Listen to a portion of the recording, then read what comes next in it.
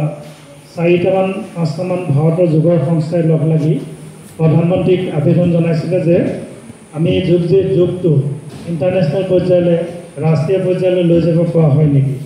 আৰু সেই প্ৰস্তাৱ গ্ৰহণ কৰি আমাৰ প্ৰধানমন্ত্ৰী ডাঙৰীয়াই ৰাষ্ট্ৰসংঘত এই প্ৰস্তাৱ দাখিল কৰিছিলে। আৰু সেইবাৰ ৰাষ্ট্ৰসংঘই মোদী ডাঙৰীয়াৰ এই প্ৰস্তাৱ গ্ৰহণ কৰি 2015 চনৰ পৰা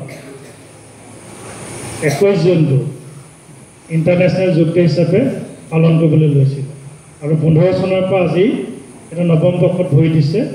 আৰু যোগ আমি এখন বিদ্যালয়ত বহুখিনি ছাত্ৰ ছাত্ৰীয়ে যোগৰ বিষয়ে জানে, যোগ কৰি আছে।